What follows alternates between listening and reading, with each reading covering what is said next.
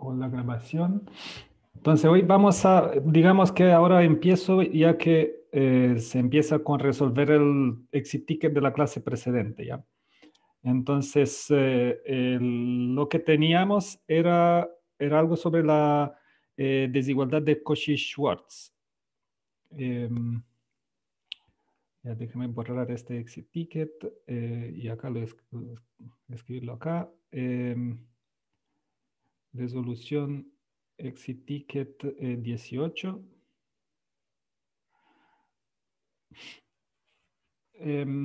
Prácticamente se trataba de demostrar esta desigualdad en un espacio vectorial con producto interno, EVPI, y lo que decía era que basarse en este facto, ¿ya?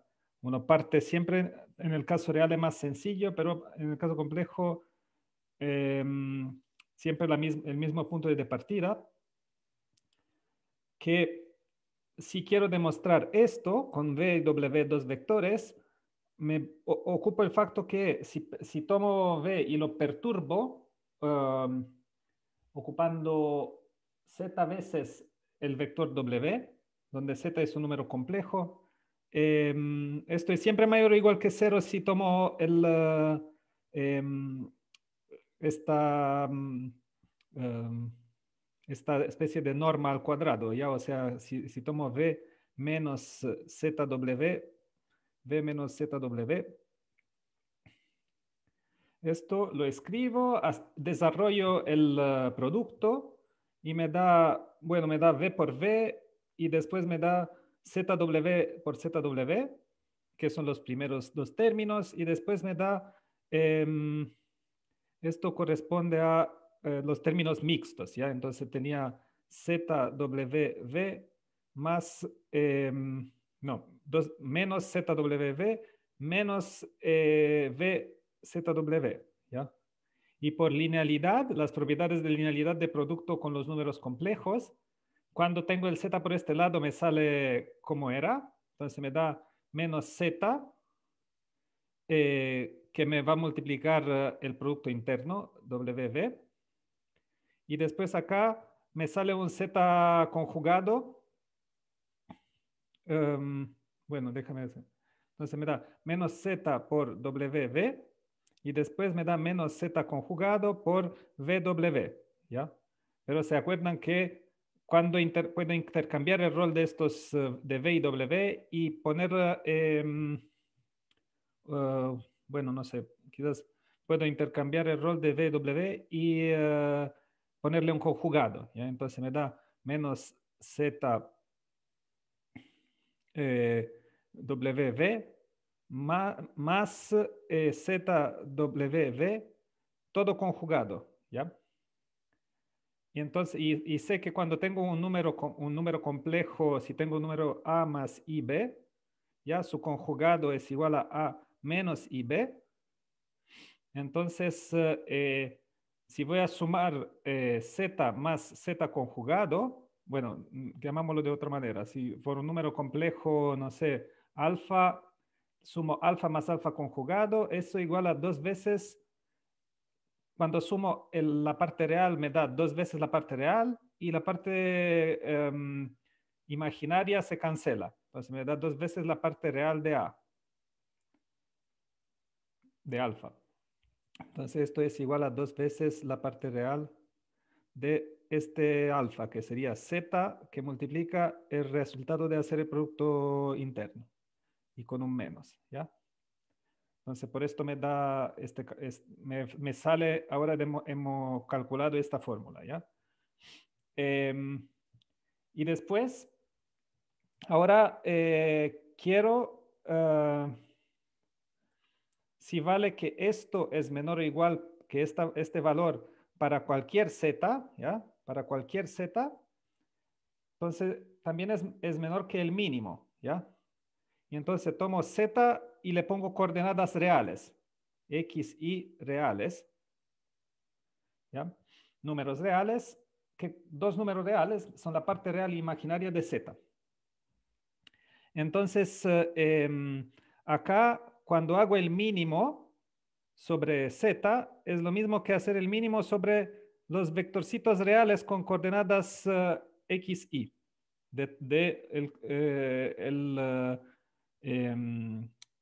el formulazo correspondiente, ¿ya? Que sería v cuadro, ya esto es un número, v cuadro, no depende de x, y. Después tengo z cuadro. Z cuadro sería la coordenada real al cuadrado más coordenada imaginaria al cuadrado por ese otro número, w cuadro. Y después este 2 parte real está calculado acá en morado. Ya para ver cómo funciona esto, me pongo también, me digo ya WV, el producto interno de WV es un número complejo, entonces se escribe como alfa más i beta, alfa beta reales. ¿Ya? Y z por WV, si z es como arriba y WV es como esto, entonces me da, bueno, hago el producto, al final me da alfa x más beta y más algo, una parte imaginaria. Y entonces la parte real es lo que me interesa. Entonces la parte real la puedo escribir como alfa x, que sería x que multiplica la parte real, que era el alfa. Esto sería alfa. La parte real de WV y después a y y la parte imaginaria de WV, que era el beta. ¿Ya? Ok, entonces esto lo puse acá. Ya, en vez de 2 parte real de esto, escribí x por la parte real del producto interno más y después tengo otro signo, y parte imaginaria del producto interno. Ok. Entonces tengo esta función que, si se fijan, es una función de x, y, ¿ya? Tiene unos números que dependen de v y w, pero por el resto es una función como un polinomio de grado 2 en x, y. Entonces, para calcular el mínimo, esta función que la llamo fvw de x, y, ¿ya? Esta tomo su gradiente y digo que es igual a 0, ¿ya? Porque como tengo una función, algo así, será en 2 variables, fvw, y acá quiero encontrar su mínimo, entonces quiero encontrar el punto, la coordenada x, y. Esto es el plano x, y. Y esta es la coordenada z donde dibujo el gráfico. Entonces, ¿se acuerdan? En cálculo, para encontrar el punto mínimo debe ser un punto crítico. Entonces, debe valer que el gradiente de f es igual a 0, que corresponde a decir que como que mi gráfica de mi función, la gráfica que es como una superficie en el espacio de mi función, tiene un plano tangente que es horizontal, ¿no? ¿Se acuerdan? Entonces, eso es la condición. Y si acá hago mis derivadas, tomo mis derivadas, me da que x por la norma de w, ¿ya? Acá cuando hago la derivada en x, me da x al cuadrado, me sale 2x por la norma de w. Y acá tengo 2, esto lo derivo en x y me da 2 parte real, se cancela el 2 y me sale esto, ¿ya? Esto significa que la parte x del gradiente es igual a 0. Y lo mismo con y. Entonces me sale en el final que x es igual a la parte real del producto interno dividido por w, y es la parte imaginaria. Entonces me sale que z, que sería x más y, es parte real más y por parte imaginaria, que sería simplemente, perdón, menos y por parte imaginaria, porque acá me sale un signo menos, y me sale simplemente el conjugado de esta cosa, de WV, ¿ya? Entonces el conjugado de VW, y necesito dividir por este número real, que es la norma al cuadrado, y esto es el z que minimiza. ¿Cuál es el mínimo? ¿Para cuál z esta función es mínimo? Para este z. Entonces es el z que minimiza, ¿ya? Y ahora lo sustituyo en la fórmula, ¿ya? Miro la fórmula de cualquiera, ¿ya? Si acá quiero coordenada x, y lo sustituyo acá. Si quiero coordenada compleja, lo sustituyo arriba. es más fácil, es un poco más fácil arriba, ¿ya? Acá donde aparece z cuadro, pongo este valor de acá, lo sustituyo y lo pongo al cuadrado, ¿ya? Z cuadro por norma de W. Y después tengo 2 veces parte real de Z por WV, pero acá tengo 2 veces la parte real de, sería WV conjugado dividido por un número real por WV, ¿ya? Pero se fijan que acá WV conjugado por WV es el módulo al cuadrado, ¿ya? Entonces, en realidad, esto puedo barrar la parte real porque es un número, me sale un número real y me sale esto. Esto es el número real que sale, ¿ya? Al cuadrado. ¿Okay?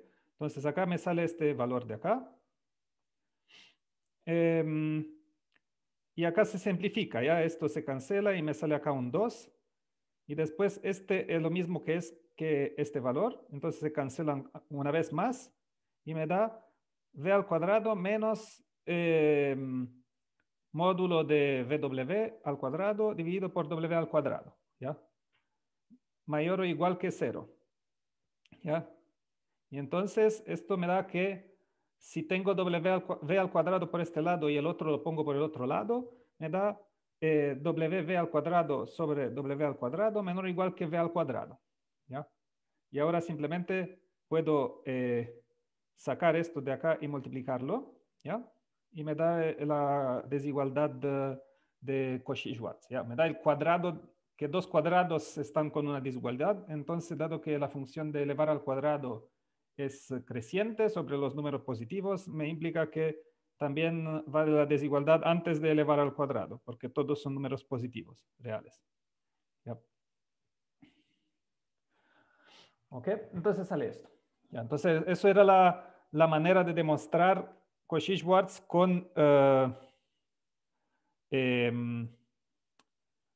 un poco de cálculo. ¿Ya?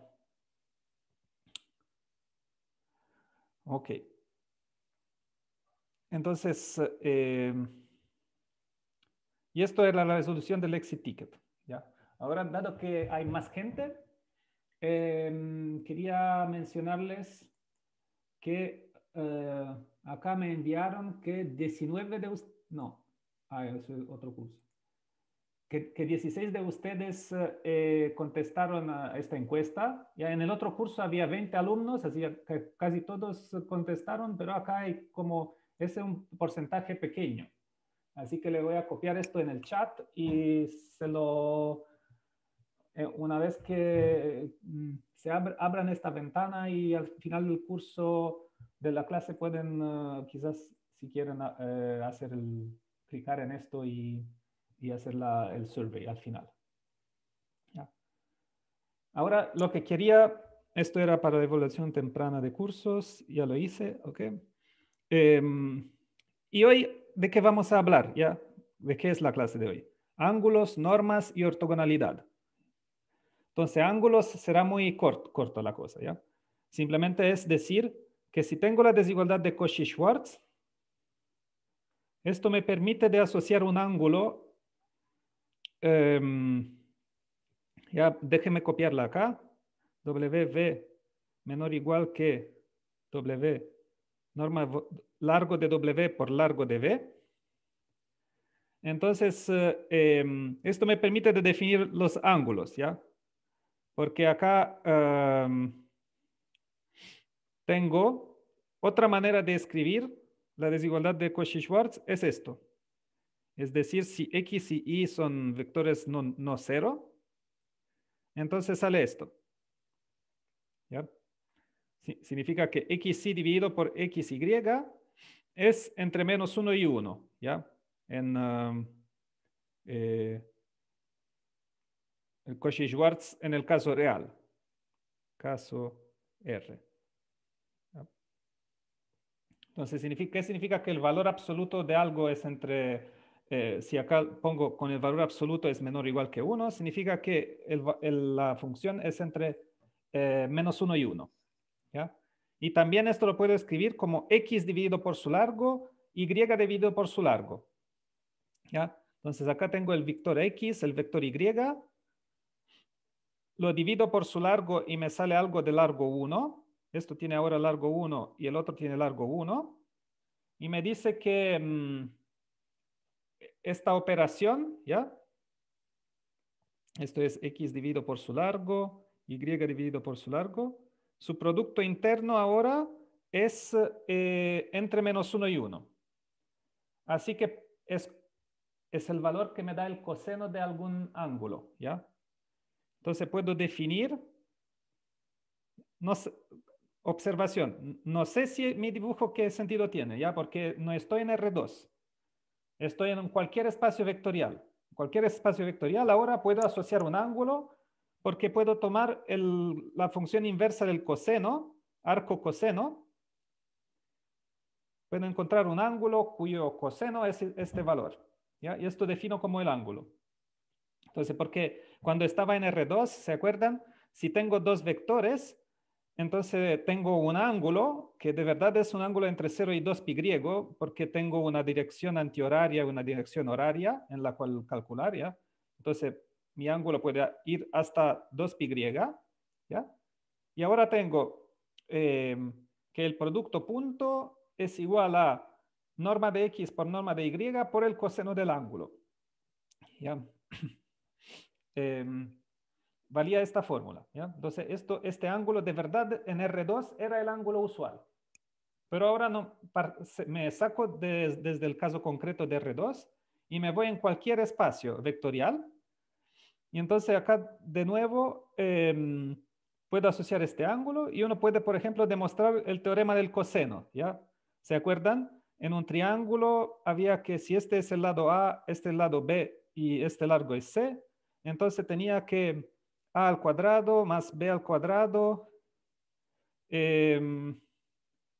más menos 2AB coseno de teta es igual a C al cuadrado, ¿ya? Eso es el teorema del coseno usual, ¿ya? Y de nuevo vale, ¿ya? Si ahora mis puntitas, los vértices del triángulo son X y Z, acá se traduce en, esto sería C al cuadrado, que sería I menos Z el largo al cuadrado, y esto es X menos Y, ¿ya? X menos Y sería B al cuadrado, esto es A al cuadrado, ¿ya? A es lo denoté así y me da y que esto es B al cuadrado y ese es A al cuadrado. Y ahora con mi definición del ángulo, esta definición significa que esto es igual a por B por el coseno de teta, ¿ya? Entonces, por ejemplo, vale el teorema del coseno simplemente porque esto es, puedo demostrarlo, ¿ya? Y menos Z por Y menos Z, que sería esto. Ahora esto es igual a, puedo escribirlo como X, perdón, Y menos X más X menos Z, Y menos X más X menos Z, ¿ok? Y ahora hago la linealidad. Entonces me da Y menos X que multiplica a sí mismo con el producto interno. Entonces me da esto al cuadrado cuando hago el producto entre este y este. Después me da el producto entre este y este, ¿ya? Entonces me da X menos Z al cuadrado. Y después me da dos veces el producto entre los dos. Ya entonces me da más dos veces y menos X, X menos Z, ¿ya? Pero acá puedo cambiarle signo porque, digamos que cambiar signo, cambiar orden, cambiar signo de un vector no me cambia este valor, ¿ya? Si acá multiplico por más 1, por menos 1 por un lado y menos 1 por el otro, estoy multiplicando dos veces por menos 1 y por linealidad me da el mismo valor. Pero acá no me da. Acá para cambiar signo, puedo cambiar signo en vez de Y menos X, escribir X menos Y, pero me sale un menos, ¿ya? Entonces, esto sería la demostración de esta fórmula, ¿ya? Entonces, la fórmula vale, ¿por qué? Por las definiciones de producto interno. Pero la interpretación es como un teorema del coseno. ¿Okay? Entonces, esto es lo principal, es simplemente saber que hay de nuevo una interpretación del ángulo entre dos vectores en términos del producto punto, que no vale solo en R2, sino en cualquier espacio vectorial. ¿Ok? Simplemente ahora el ángulo es un elemento esto es entre 0 y pi griego, ¿ya? Porque no sé, digamos que que estos dos vectores en general, si estoy en 3 dimensiones, por ejemplo, tendrán acá el ángulo lo mido en esta dirección, acá lo mido en esta dirección. Lo único que me interesa es su valor absoluto, no tiene un sentido, o sea, no es que no puedo definir lo que significa ir en sentido horario antihorario, solo puedo definir este arcoseno, y arcoseno es un elemento entre 0 y pi griego, ¿ya? No vale exactamente la misma idea de ángulo que cualquier número entero me da un ángulo, sino son solo números entre 0 y pi griego, porque es definido por un arcoseno. Ok. Entonces, todo esto es sobre el ángulo.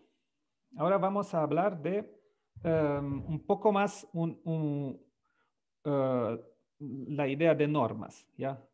Normas. He ocupado esta palabra y ahora vamos a definirla, ¿ya? Entonces, primero, ¿por qué hablamos ahora de normas después de producto interno? A causa de este lema de polarización, que su significado es este cuadradito naranjo. Dice que conociendo solo todos los largos de los vectores, puedo deducir el producto interno, ¿ya? ¿Por qué? Porque vale esta fórmula. XI, producto interno, es igual a un cuarto de la norma de algo y la norma de menos otra norma, ¿ya? Entonces, la diferencia de dos normas me da el producto interno, si lo hago bien. Y esto simplemente por linealidad, porque acá si escribo x más y menos x menos y al cuadrado, ¿ya? Subtracción, tengo x cuadro más 2xy más y cuadro, el primero, y después subtraigo x cuadro menos 2xy más y cuadro, aplicando la linealidad y todo lo que hemos visto. Entonces, y acá esto se cancela todo excepto 4 veces xy. ¿Ya? Me da 4 veces xy. Y así verifico la primera fórmula, ¿ya? La segunda es una fórmula que vale para el caso complejo, ¿ya? El caso complejo cuando no podía hacer, no me sale acá 2xy, me sale algo un poco más complicado, ¿ya? Y entonces por esto la fórmula es un poco más larga. Entonces, xy en el caso complejo es igual a un cuarto de toda esta cantidad donde también hay multiplicación por unidades imaginarias, ¿ya? Y uno puede desarrollar todos esos productos y obtener que vale verificar la fórmula, ¿ya? Entonces no lo voy a hacer, pero es un ejercicio si quieren ejercitarse sobre cómo funciona el desarrollo de producto interno, ¿ya? Entonces, esto es decir que conocer solo el largo implica conocer todos los productos internos. Ya son operaciones, son nociones equivalentes. ¿Ya? Y ahora vamos a pasar y abstractizar las propiedades de una norma. Ver en general qué podemos llamar una norma. Una norma sobre un espacio vectorial es una asignación a vectores de un número. Profe, ¿Ya? ¿le podría subir un poquito, por favor? Sí. ¿Hay una pregunta o solo copiar para verla como... No quería ver algo, solamente quería ver algo. Ya, perfecto. Entonces, Ya, entonces una norma, ¿qué propiedades debe tener una función que me asocia a un vector, un número real, para que sea una norma? ¿Ya? Debe tener, primera propiedad es que cuando multiplico el número,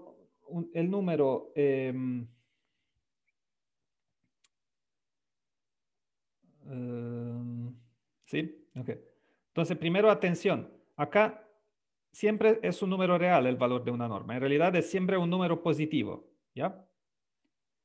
Entonces, primero tiene la propiedad que si multiplico por un número alfa, por un número complejo real alfa, el vector, y tomo la norma, me debe dar alfa por la norma precedente, ¿ya? Módulo de alfa por la norma. Entonces, sé que los dilatados, digamos que esto formaliza la intuición que dilatando un vector estoy dilatando su tamaño, ¿ya? Entonces, y después vale la desigualdad triangular, o sea que U más V norma es menor o igual que la norma de U más la norma de V. Después la norma es siempre no negativa y la norma es cero cuando V es igual a cero y no para vectores distintos de cero. ¿Ya? Si la norma es cero, entonces el vector era cero. ¿Okay? Entonces estas son propiedades que uno puede verificar. ¿Ya? El primer ejemplo de esto es una norma en un espacio vectorial. ¿Ya?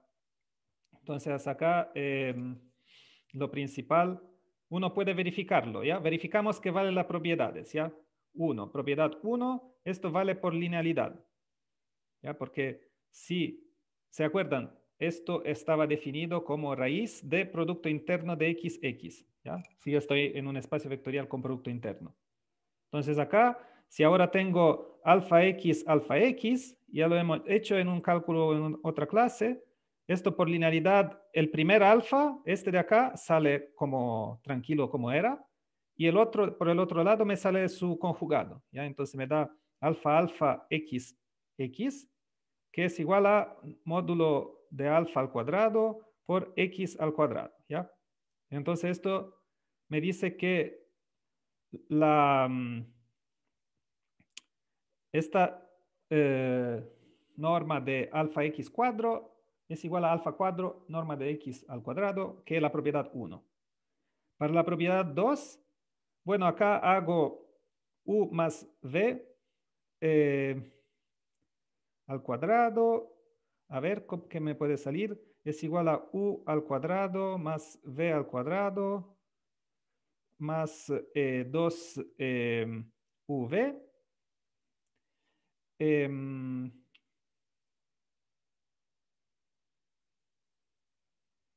Bueno, más 2, la parte real de V hemos visto. Real de V. Sí. Y esto por Cauchy-Schwarz es menor o igual que U al cuadrado más V al cuadrado más UV. 2UV. Por Cauchy-Schwarz. ¿Ya? Pero si uno se da cuenta, esto no es otra cosa que U más V al cuadrado. ¿Ya? Entonces, esto Cauchy-Schwarz implica la desigualdad triangular. ¿Ya? Entonces, si ahora tomo las raíces, me da el punto 2. ¿Ya? Y los puntos 3 y 4 son propiedades del producto interno. 3 y 4, definición de producto interno. ¿Ya? ¿Okay? Entonces, ¿por qué hemos hecho Cauchy-Schwarz antes de hablar de normas? Es para poder demostrar la desigualdad triangular. Ok. Después acá hay otros ejemplos de normas, ¿ya? Uno puede tomar un elemento en Rn o en Cn y sumar sus coordenadas a una potencia, módulo de las coordenadas a una potencia, y después tomar la raíz, 1 sobre p, potencia 1 sobre p, lo mismo que tomar la raíz p, ¿ya? Uno puede observar esto de acá, que si p es igual a 2, ¿ya? Si por si acaso acá tenía 2, me daba simplemente de nuevo la definición del punto 1, ¿ya? Si este es el 1 y acá I, entonces esto es el punto I, es un caso particular del punto II, ¿ya? Y para P igual infinito también uno puede definir el máximo de los valores, ¿ya? Entonces uno puede un desafío de algo que uno puede demostrar es que el límite para P que tiende a infinito de la norma definida en el primer caso es igual a X con esta otra norma. ¿Ya? Entonces, este es un ejercicio para, digamos, que toma un poco de creatividad, ¿ya? Pero no es tan difícil. ¿Ok?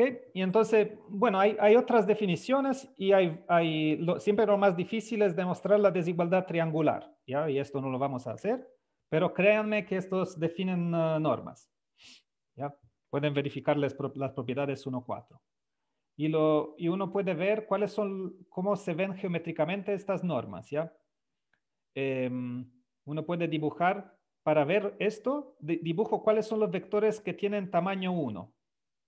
¿Ya? Esta norma igual a 1. ¿Ya? Entonces, para el caso P igual a 2, que es nuestra norma usual, cuando digo que tamaño es igual a 1, es lo mismo que tamaño al cuadrado. X, acá pongo este 2 para decir que es una de estas normas con P igual a 2 y me da la ecuación de un círculo. ¿Ya? Si tomo x1, acá pongo, esto corresponde en mi fórmula xp, poner p igual a 1, significa que tomo todas las coordenadas a la potencia 1 y las sumo.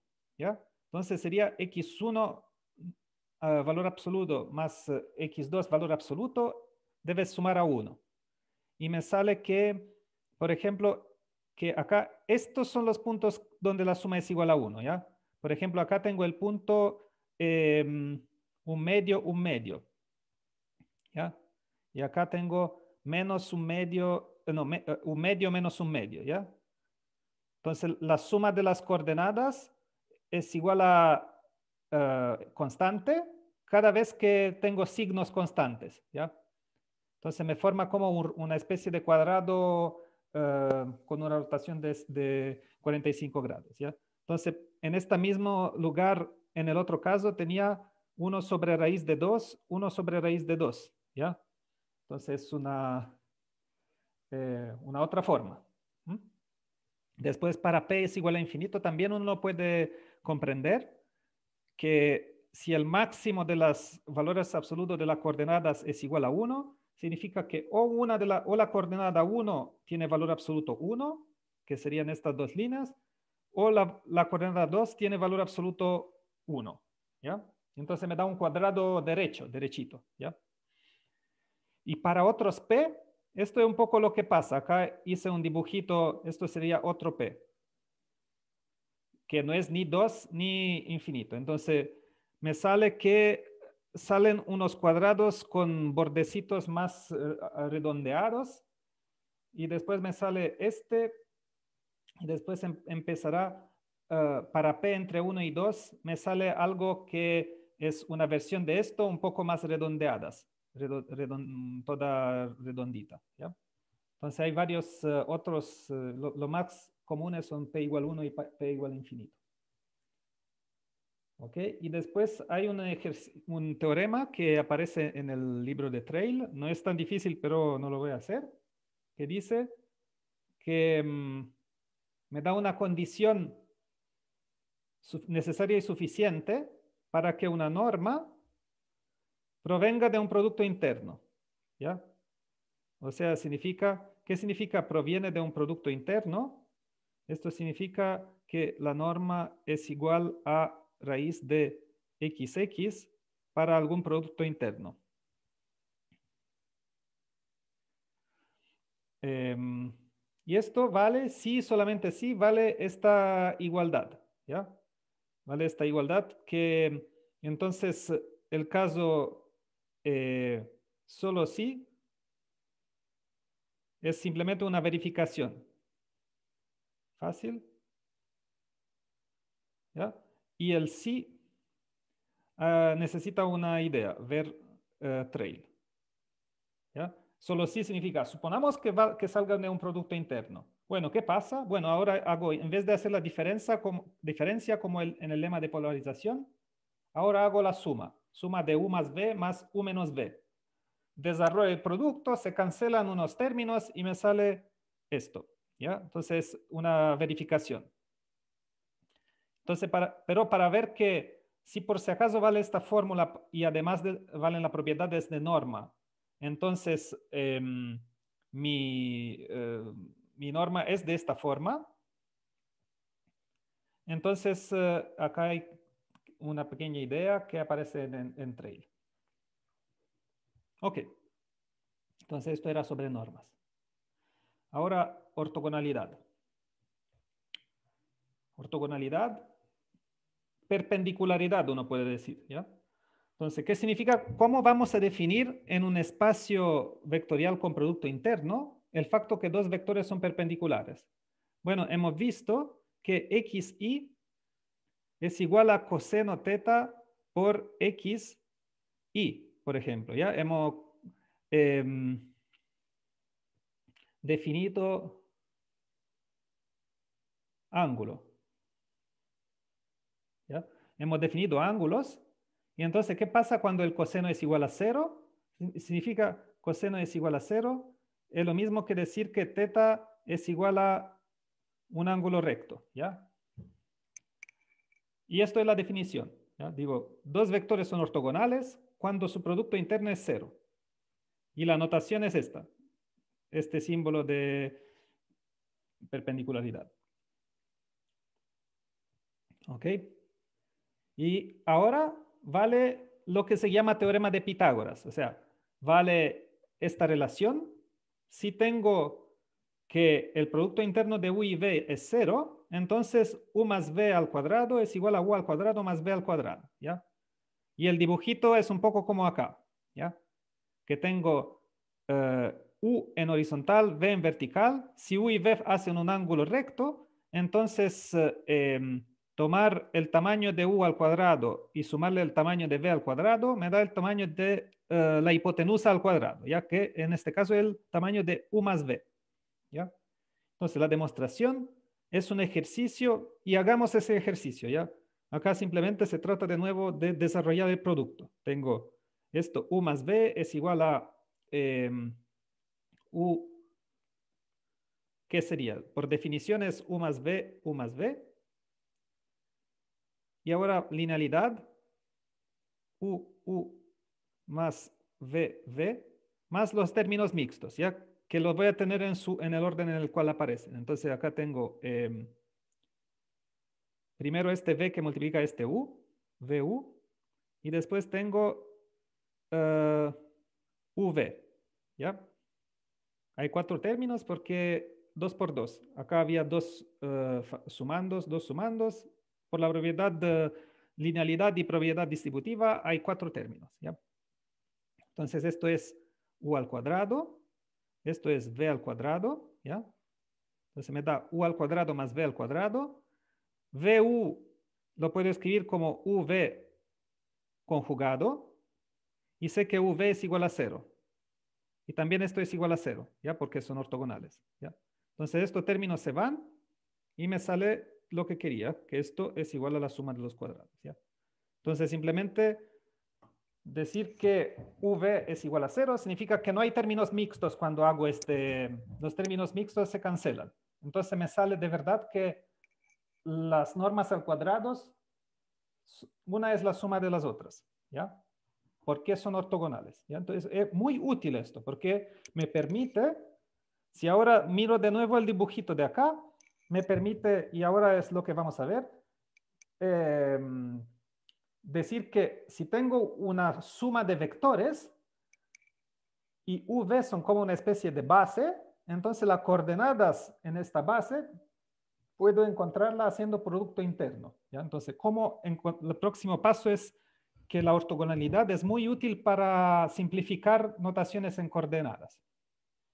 Vamos por pasos, pero. Entonces, primero definimos qué significa un vector ortogonal a un subespacio, ¿ya? Por ejemplo, acá este vector V en este dibujo es ortogonal a este subespacio que es un plano en el espacio tridimensional.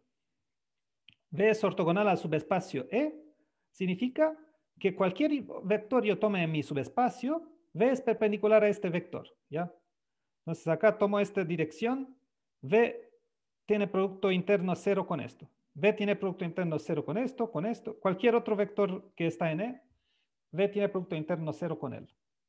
Y entonces en este caso digo que V es perpendicular a todos los elementos de E, o sea, es perpendicular a E, en una notación.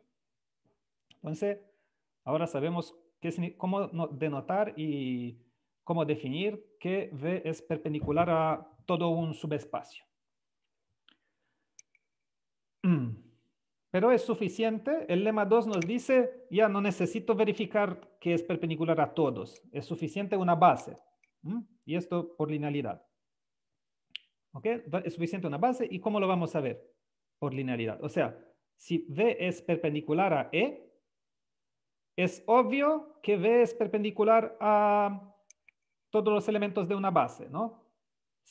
Si no es obvio, es porque necesitamos mirar de nuevo la definición. ¿Qué significa, qué dice la definición? Dice que esto significa que el V es perpendicular a cualquier vector del espacio. Bueno, pero la base son vectores del espacio, ¿no? Entonces, es obvio porque simplemente por definición. Entonces, si V es perpendicular a E, en particular es perpendicular a una base. El viceversa es lo más interesante. Entonces, viceversa, que sería esta implicación. Esta es la interesante, que dice que si verifico que V es perpendicular al elemento de una base, entonces es perpendicular también a todos los otros elementos del espacio. Y para esto, si tengo un otro elemento del espacio que expreso respecto a una base, alfa 1, alfa kappa son elementos de C. Bueno, en este caso, acá V producto interno W es igual a V producto interno alfa J VJ sumados.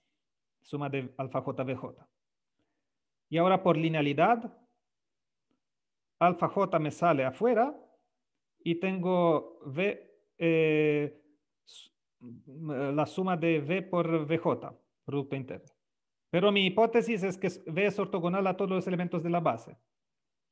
Entonces, estos son igual a 0, por hipótesis.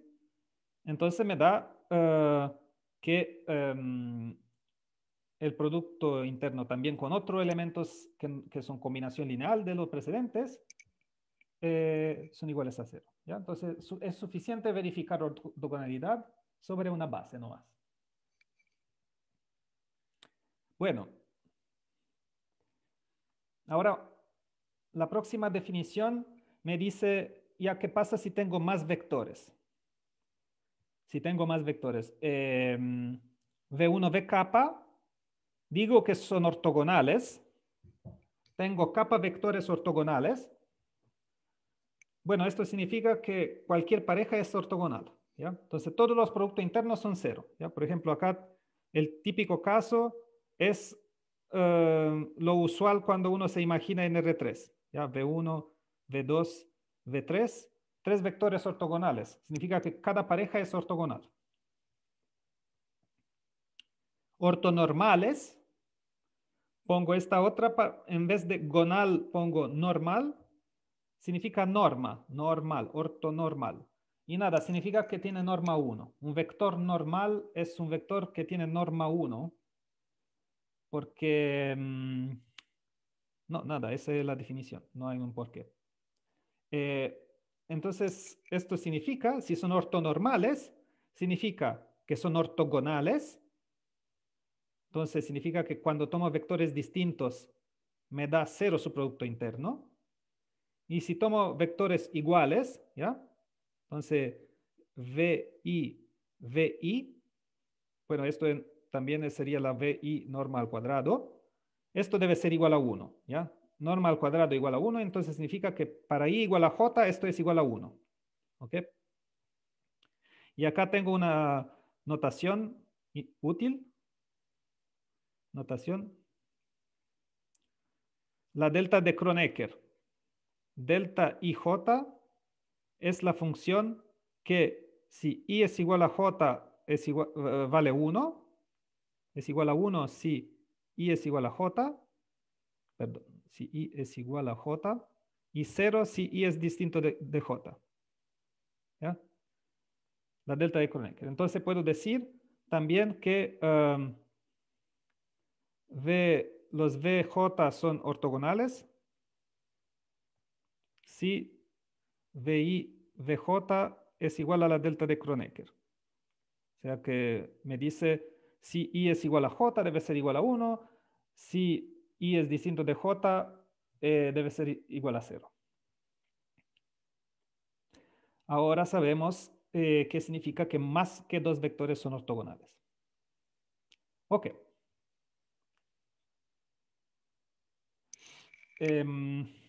Si hay más que dos vectores ortogonales, digamos n vectores ortogonales, entonces lo que vale es que puedo calcular súper bien la norma de cualquier vector que es combinación lineal de ellos, ¿ya? Y entonces acá tengo una combinación lineal de estos vectores y el lema me dice, no necesita hacer mucho, Mircea, necesita solo tomar las normas de los vectores al cuadrado y tomar los coeficientes al cuadrado y sumar, ¿ya? Entonces es más fácil calcular normas si tengo expresión en respecto a unos vectores ortogonales. Y la demostración es bastante sencilla, ¿ya? Entonces, acá esto lo reescribí. Reescribí la norma al cuadrado de una combinación lineal de estos vectores. Escribí y me da, bueno, pongo acá mi símbolo de producto interno y a la derecha pongo una suma y a la izquierda pongo otra suma, ¿ya? Y cambié el nombre del índice, los índices los voy sumando desde 1 a n, y le cambio la notación para poderlo ahora aplicar la linealidad sin confundirme. Entonces aplico linealidad. Primero, linealidad respecto a sumas, ¿ya? Entonces, suma sobre kappa igual a 1, j igual a 1, sale afuera y tengo acá el producto interno. Ahora aplico la linealidad respecto a multiplicación por escalares y debo hacer cuidado. La capa me sale, porque está a la izquierda, me sale tranquilito, sí, igual a antes. Y el alfa j me sale conjugado, ¿ya? Y después tengo el producto interno de capa vj. Pero se acuerdan, esto es igual a delta capa j, ¿ya? O sea, es 0 o 1, no puede tener otros valores, ¿ya? Entonces acá me sale que si capa es distinto de j, es igual a 0, porque son ortogonales, ¿ya? No es, perdón. Si son ortogonales, esto es igual a 0 si i distinto de j, si capa distinto de j. Entonces solo capa igual a j me queda. Entonces me queda la suma para capa igual a 1 para j igual a 1 hasta n de alfa capa conjugado por la norma de v capa al cuadrado. ¿Okay? Y alfa capa conjugado es lo que quería, es alfa capa al cuadrado. ¿Ya? Entonces, esto, simplemente linealidad. Voy rápido porque son verificaciones casi estas demostraciones, son bastante directas. ¿Ya? Próxima cosa. Si tengo vectores ortogonales, son independientes. Acabo de darme cuenta que lo puse como exit ticket por error, ¿no? Ok, bueno, si son ortogonales, son independientes, demostración. Suponamos que no son independientes. O sea, no sé, suponamos que existen coeficientes, es más fácil así. Supongamos que existen alfa 1, alfa, ¿cuántos son? N en C, tales que hay una combinación lineal igual a 0, ¿ya? Bueno, si hay una combinación lineal igual a 0, significa que tomando la norma al cuadrado, esto me da 0. Y es que lo que escribí acá. Ok, ahora aplico el lema precedente que me permite escribir esto. Entonces me da alfa capa al cuadrado, v capa al cuadrado. Bueno, esto sé que no es 0. Es un número positivo. ¿Ya? Porque esto o es 0 o es positivo. Entonces, son números positivos multiplicados por otras cosas que son mayores o iguales que 0 y que me da 0. Entonces debe ser que todos estos no pueden ninguno de ellos ser positivos, sino me daría un resultado que no sale 0, sale un número positivo. Entonces los alfa capas son 0. La única combinación lineal de estos vectores que da 0 es combinación con todos los coeficientes 0. Entonces son independientes. ¿Okay? Entonces tengo lo que, porque en realidad si yo le pedía, miren, encuentren en R3 unos vectores que son ortogonales y no independientes. Nada, uno empezaba, tomo estos dos ortogonales, deben ser independientes porque uno va en esta dirección y el otro va ortogonal, no puede ser. Y ahora el tercer vector, si lo tomo en este plano, ya no es ortogonal a los dos al mismo tiempo. Lo único es que salga y que me dé una nueva dimensión. ¿Ya? Entonces, cada vez que intento ponerle un nuevo vector a los precedentes, o sumo una dimensión o no es ortogonal a alguno de los vectores. ¿Ya? Eso era intuitivamente ok. Y ahora hemos visto la demostración. Entonces, naturalmente, uno se pone a hablar de bases. ¿Ya? Vectores ortogonales son independientes. Y si son ortogonales y forman una base, lo llamamos base ortogonal. Si son ortonormales, base ortonormal. ¿Ya? Es natural hablar de bases. Bueno, como lo decía, ya terminamos casi. Base ortogonal, base ortonormal. ¿Por qué son útiles? ¿A qué sirven?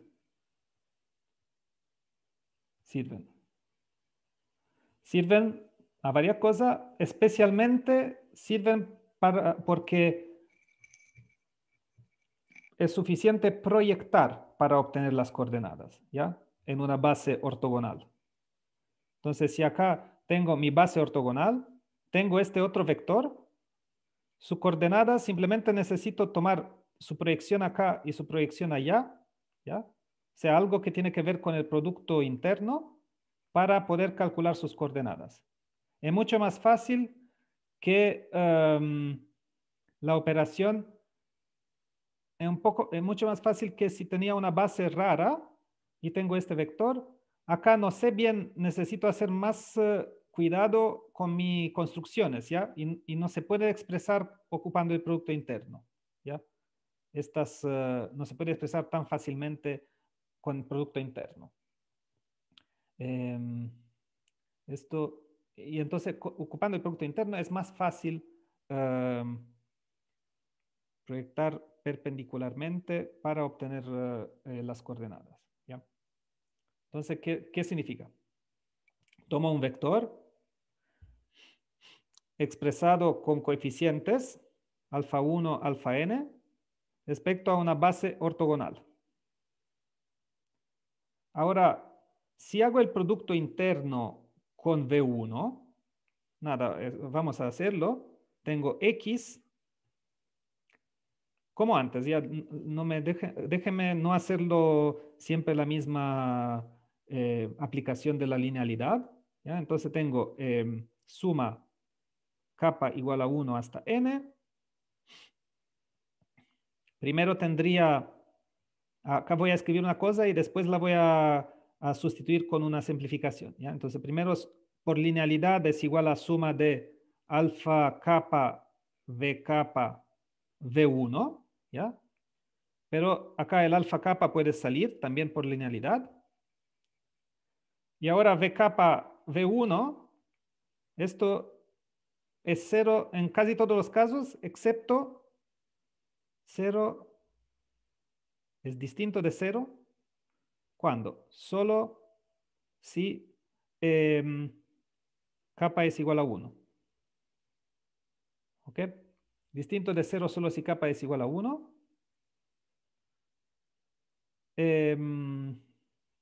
Entonces me sale que hay un solo elemento en esta expresión.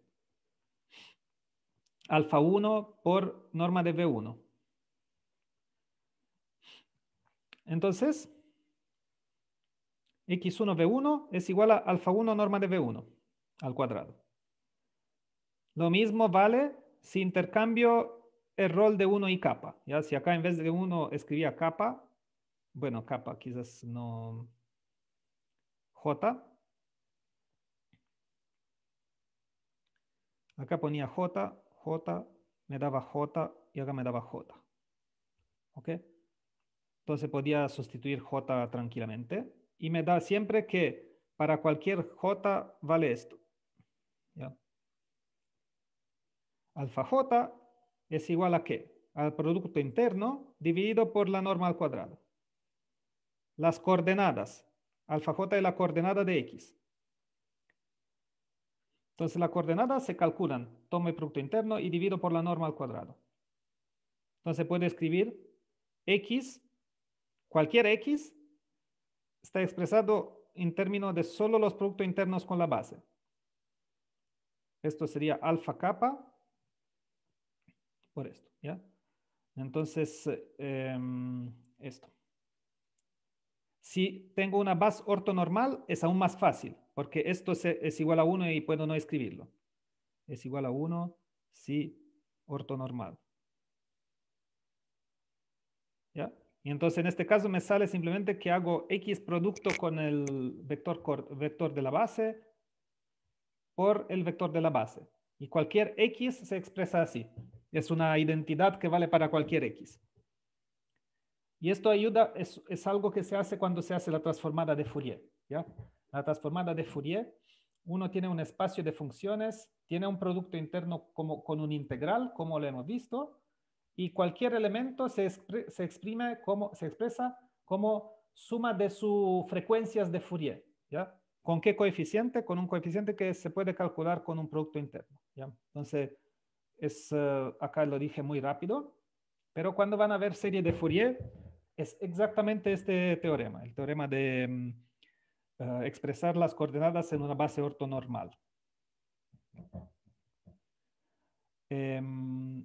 Y el último punto, que es un poco, es una observación interesante, ¿ya? Es que si miro en esta base ortonormal, tomo dos vectores y veo cómo se ve su producto interno, ¿ya? Entonces, si tengo dos vectores X, y tengo sus coordenadas, o sea, X es estas coordenadas por los vectores de la base, Y es otros números por los vectores de la base. Entonces, cuando hago el producto interno, simplemente puedo tomar las coordenadas y hacer el producto interno usual, canónico en CN, o sea, X capa, Y capa conjugado. ¿Ok? Entonces, tener una base ortonormal me permite reducir la expresión del producto interno de cualquier vectores en producto interno de sus coordenadas, con la fórmula de la primera clase de producto interno, ¿ya? Esta, suma de X o Y conjugado transpuesto por X, ¿ya? Y conjugado transpuesto por X, ¿ya? Y estrella es igual a Y conjugado transpuesto. ¿Ok? ¿Y cómo se demuestra? De nuevo por linealidad. Lo hago en una otra manera. XJVJ multiplicado por Y capa V capa. Bueno, ¿a qué es igual? Por linealidad, estos se salen afuera, ¿ya? Y están acá. Y después VJ V capa es delta J capa, ¿ya? Esto era la definición de delta J capa. Bueno, entonces cuando lo sumo sobre todos los J y kappa, me da que XI, Producto Interno, es igual a toda esta suma de XJ, V kappa y J, V kappa, y kappa, XJ, VJ y kappa, V kappa. Entonces me da esta suma, ¿ya? Me da muchos de esos términos, pero solo con J es igual a kappa, ¿ya? Si J es distinto de kappa, me da 0, porque es una base ortonormal. Si J es igual a kappa, me da 1, así que no aparece el delta, se desaparece, y sumo solo sobre kappa. Entonces me da de verdad la fórmula de acá, que es el Producto Interno usual, ¿ya? Entonces, ¿qué hemos visto en esta clase? Hemos visto primero que por Cauchy-Schwarz puedo definir ángulos como arco coseno de xy por x, norma de x, norma de y.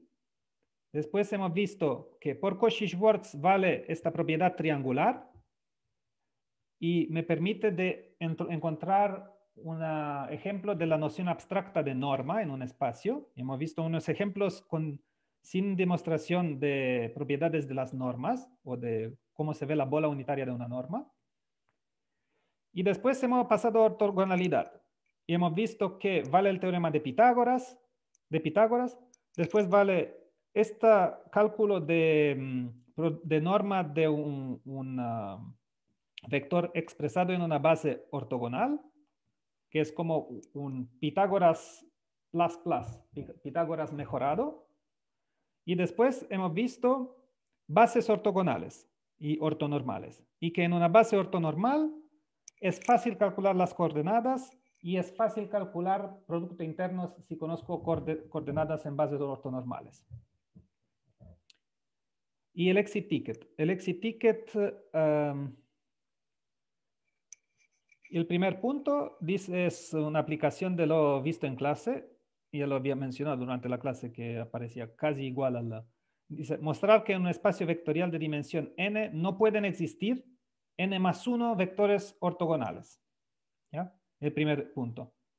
Y en el segundo, tomo n más 1 vectores. Ya digo, considerar en R3 4 vectores que son los vértices de un tetraedro regular. ¿Ya?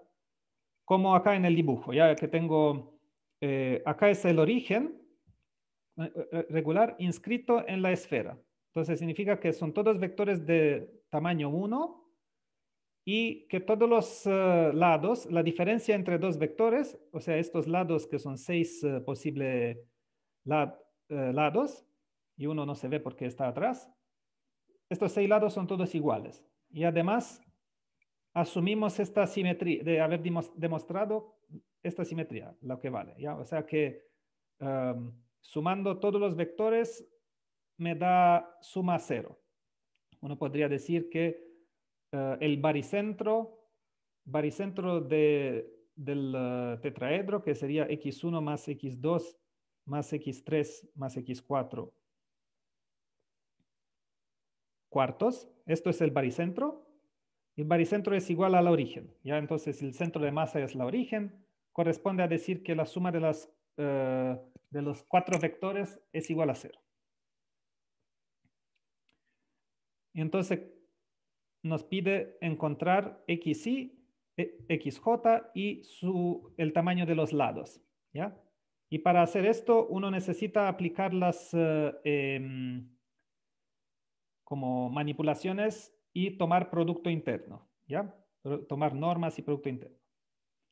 Y en el punto 3, uno se puede dar cuenta que en realidad casi no ocupé nada del facto que soy en R3 y puedo mirar el simplexo regular, ¿ya? O sea, vértices en x1, xn, que son x1, xn más 1 en Rn, todos tienen tamaño 1 y tienen las diferencias de lados iguales, ¿ya? O sea, valen A, B y C del punto precedente.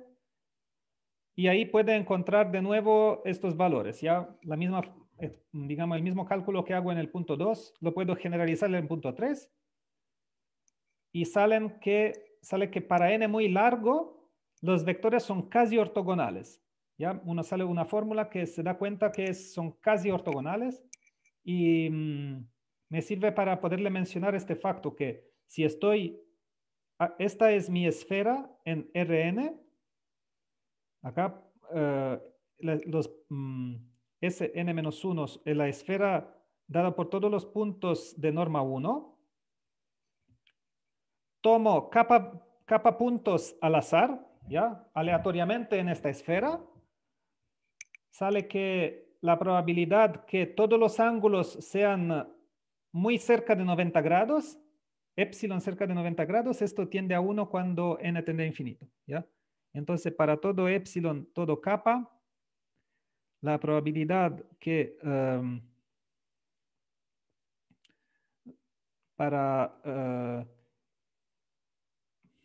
que VJ, V kappa es en 90 menos epsilon, no, que el ángulo entre VJ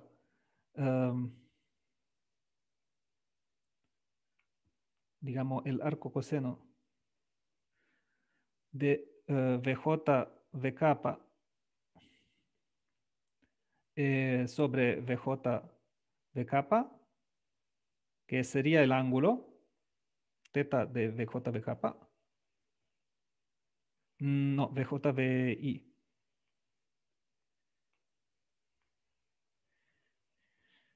Para I distinto de J en 1 kappa. La probabilidad que esto es en 90, en pi griego medios menos epsilon, pi griego medios más epsilon, tiende a 1 cuando n tiende a infinito. ¿Okay? Entonces, prácticamente tomo un dado número de vectores al azar, casi seguramente me salen muy cerca de ser ortogonales. ¿Ya? Es muy rara esta propiedad, ¿ya? Muy contraintuitiva. Y también es muy utilizada. Bueno, y esto era solo una parte facultativa. El exit ticket de verdad son los puntos 1 y 2. Esta es una parte como facultativa para mostrar un poco que en dimensión muy larga pasan cosas raras. Ok, acá termino. Entonces.